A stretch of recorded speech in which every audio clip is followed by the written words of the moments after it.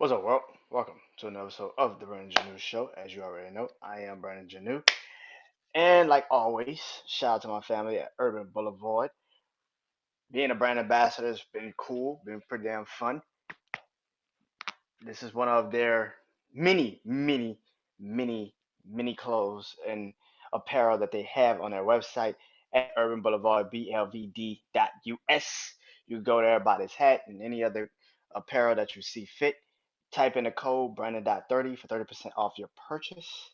That would damn sure help me out. So, yeah. Also, subscribe to my Patreon, Brandon Janeau Show. I know I don't talk about it a lot, but I do have a Patreon.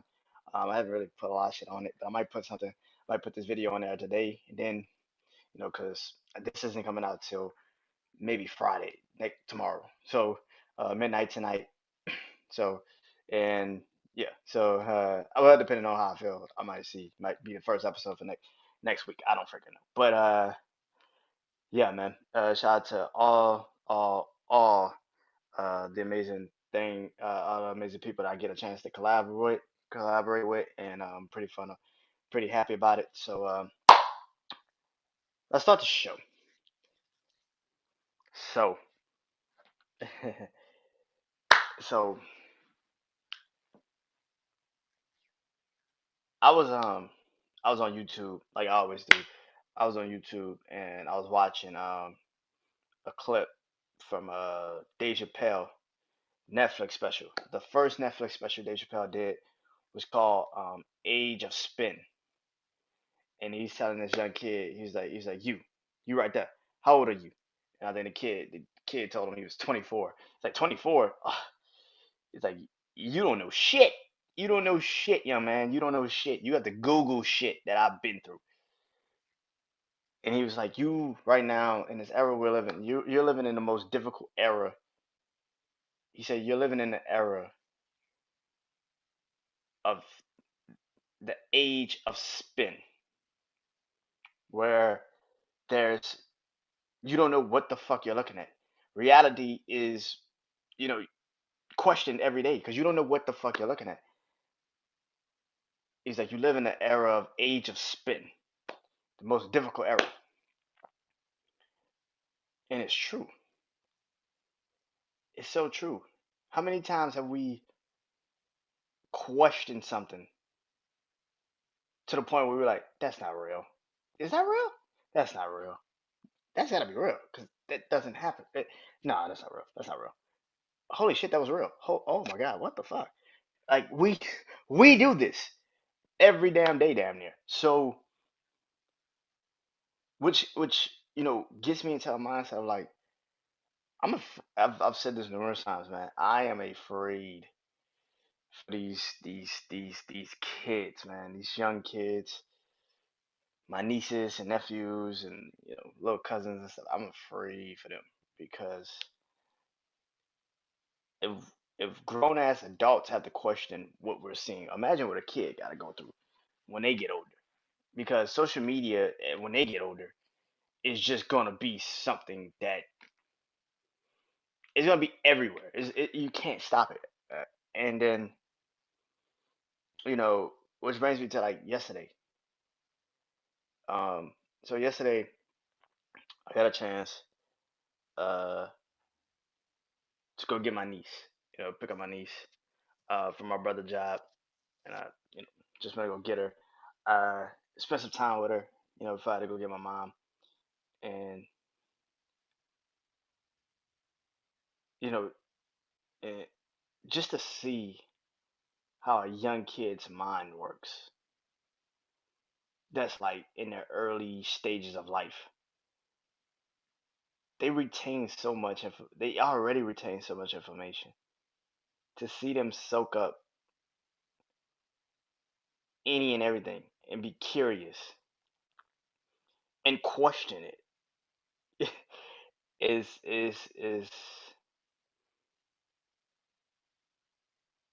truly the most amazing thing to see. It really is. Um, I'm I don't know one day, but one day if I do have kids, That's the beauty of that. I would love to see just that. Be a part of that structure of shaping a young mind, where, if my kid asks me a question, I can actually give them a definitive answer and not beat around the bush. But like I said, I don't know. I'm not a parent, so I could literally just be like, what your dad said. He said da da da. He right. I can leave it as that. But if I'm the dad, I'm like, oh shit, I gotta really answer this shit. And so, but it brings me to what I just said. Like, but before we got to the house, to like kind of, I guess, um, keep her quiet, I guess, in a sense, or at least, I gave her my phone and I typed in. I was on before I even left. My brother was in the car, and I typed in. She likes to watch this show called. If y'all got kids, young kids, maybe y'all know the show, maybe y'all don't, but it's called Bloopy. And so I gave her the phone, put in Bloopy, gave her the phone, let her run wild with the videos on YouTube, and no, my what I watch on YouTube don't pop up because she's watching kids, kind of a kid's YouTube in a sense, a kid's YouTube in a sense. So like to see her mind, and that's what I'm saying. Like we give our kids the tablet and just tell them to like go wild because we don't want to be either bothered or we just don't want to. We don't want the hassle. And I was driving, so I knew I couldn't physically like talk to her because I'm trying to focus on driving. So I just gave her the phone. And so, but when we finally got home, and I want to go get a McDonald's, and once we finally got home, um, charged my phone, and I sat at the table with her, and and we were just talking, and it dawned on me like, wow, like this is this is fun. You know what I'm saying? I enjoyed that because and she's about to be 4, and and she's like, I was like, how old you about to be? 4, 4. I might be 4. I might be 4. And I'm like, okay. And I asked her like, what you want for your birthday? And she like came up with like 3 different things, like kids do. I'm like, it's not Christmas. I can't get you everything. What do you really want? And I got a birthday gift already. I just gotta get it. Um, but we were talking, and no, you asked like the normal questions like for a kid, like you like school? Yeah, I like school. Yeah, I like school. And I'm like, what you learning in school? What you learn today in school? And she's like, I learned how to make a W. And as if you are an uncle or an aunt or a parent or a grandparent, you gotta play a game. What's a W? I never seen a W. What's a W? And I think she was trying to show me how to make a W with my hand. And I did like this. This is a W. And she's like, no, it's not. I said, really? It's not? And she looked and she's like, oh yeah, it is a W. But she's like, no, uncle, you gotta do it like this. I was like, I don't know how to do it. You're not really showing me. So just that's where the innocence is so precious. But I know as we continue to, as she continues to grow up, and I got another niece that's about to turn 1 in June, and I got a bunch of nieces and nephews. It's kind of all in that same age bracket where it's like 7, kind of close to 10, but they're not 10 yet. I got a lot of them. They're in like the early, not 10, not a preteen just yet. They're like, I guess, youth still. And I'm seeing how they know how to use the internet and social media and stuff like this more than their parents. So, which brings me into like the age of spin. I feel like as we continuously get more and more into this world, Your decision making, your reality will be a choice one day. Reality will be a choice one day. What I mean by that is to have the ability to have freedom of speech, to say what you want to say, to do what you want to do, to feel how you want to feel, to have an opinion, to voice your opinion, to believe in your opinion, the decisions you want to make with your life is going to be choice. And I don't mean your personal choice. I mean it's going to be a choice. It's going to be like on a voting ballot box one day. Do you want to live in reality or do you want to live in this so-called protection bubble, what they call protection? But really they're just taking all your rights away and letting you be pretty much controlled by the structure that they want to create. And and that's why I kind of feel like this is where we kind of starting to lose a little bit of who we are in a sense because we don't see it. We see it, but we don't see it. You can tell people are trying to take freedom of speech away every day. You don't believe me? Go on social media right now, and a person could just have an opinion, and it could be 500,000 people saying, "I fuck with that opinion, but I think you should change it, just a little." Like, no, motherfucker, this is my old opinion. Like, I literally just posted something on my page, like on my Instagram page. This is how I felt, and this is continuously how I feel. I would always feel this way. I don't give a fuck how y'all want to slice it or dice it. This is my opinion. I feel like J. Cole is better than Kendrick Lamar. I think Dreamville is better than TDE. That's my opinion because I physically have heard all of these people's music. I listen to everything.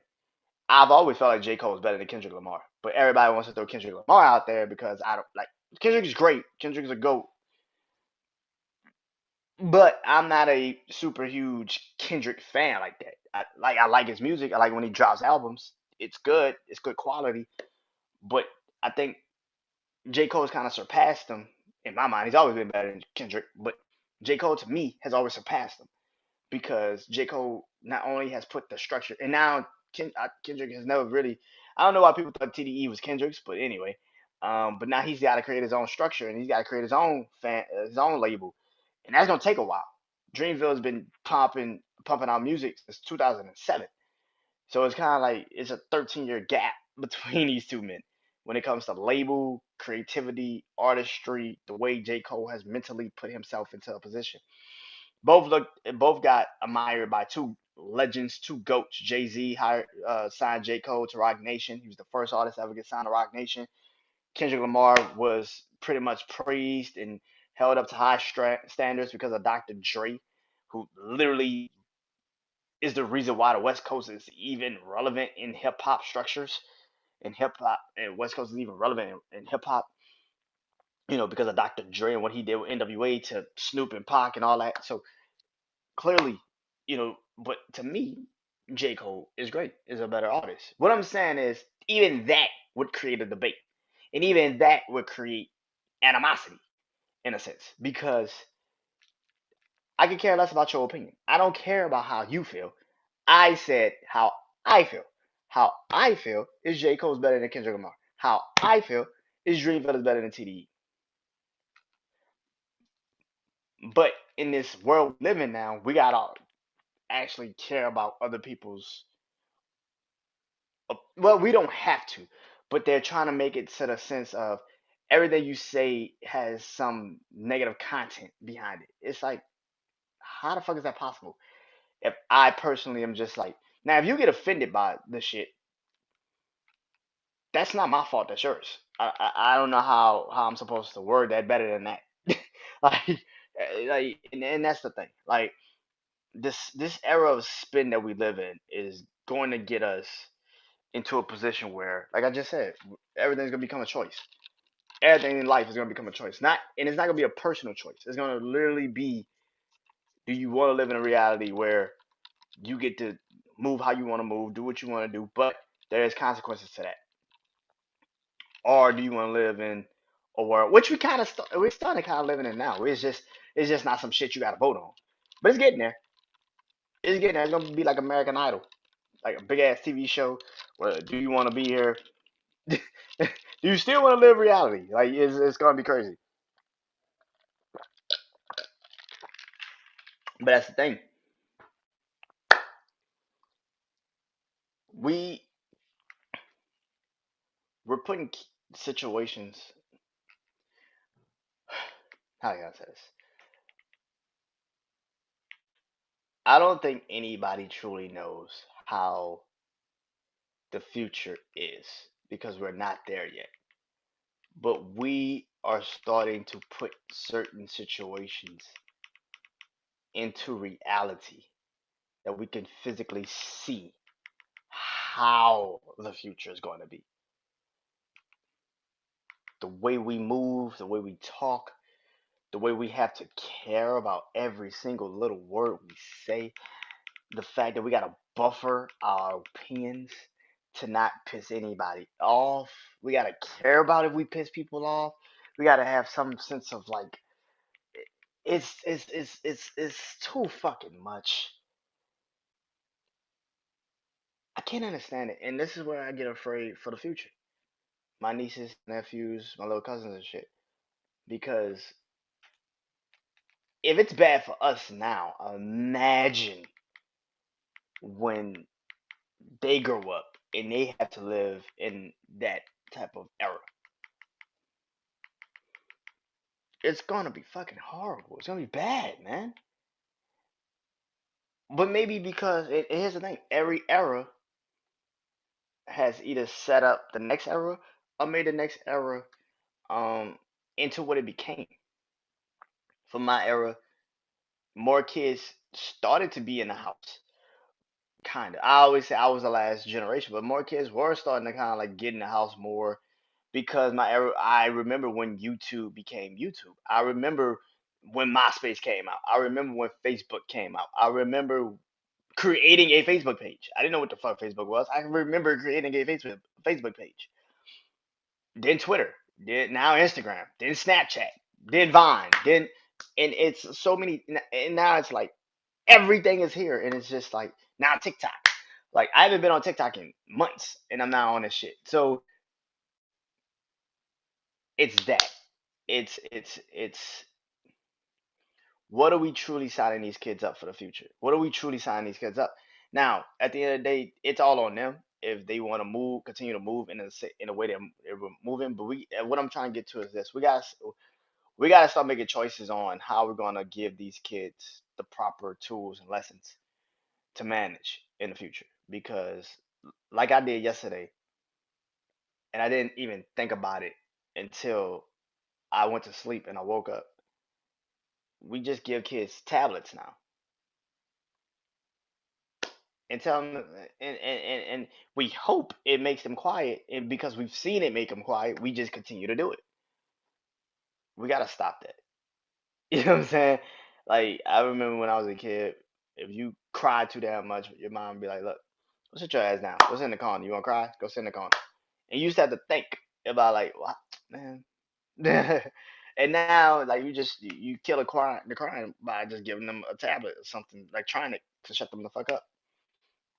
And it kind of got me into the mindset of like, this is why reality is so distorted nowadays because we're doing it at such a young age. We're giving kids these options of instead of dealing with real life, you could just put your head in the phone and nothing will happen. Because if your head's on the phone, you don't have to look up to see that bullshit's around you. That's cool until bullshit slaps you in the face and you got to deal with it. But if you never had the proper tools to deal with it, how do you deal with it? Because there's no phone for reality. You got to step back and pay attention. So while we in the age of spin, why is this the era of spin? Is it because we made it that way? Because we got so to the point where we were tired of dealing with reality that we were just like, we need something to kind of like get our minds off the shit? Or is it because that's just the way the world was supposed to go? That reality is supposed to get questioned. But what happens when we question it too much? Then you create a podcast. I don't know. I'm Brandon Janu. It's been a Brandon Janu show, and I hope you guys enjoyed this episode. And peace.